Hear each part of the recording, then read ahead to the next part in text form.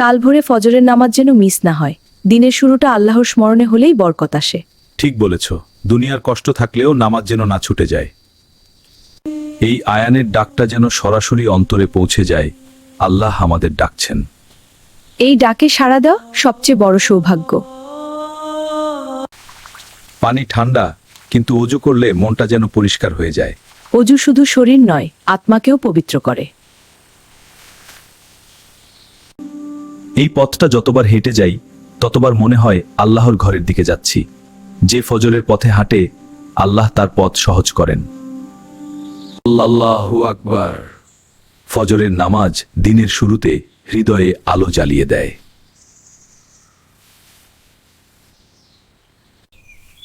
আম্মু আব্বু কোথায়? আব্বু মসজিদে গেছে ফজরের নামাজ পড়তে। তুমিও বড় হয়ে কখনো নামাজ মিস করবে না, ঠিক আছে?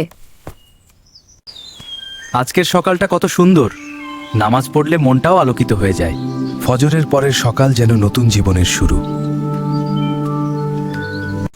যে দিনটা নামাজ দিয়ে শুরু হয়, সেই দিনের কাজে বরকত থাকে। ঈমান থাকলে পরিশ্রম ও ইবাদত হয়ে যায়। দেখো, অল্প খাবার হলেও আজ মনটা কত শান্ত। কারণ আমরা দিনের শুরুটা আল্লাহর সাথে করেছি।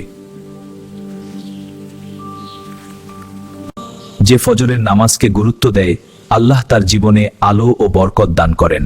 আলহামদুলিল্লাহ।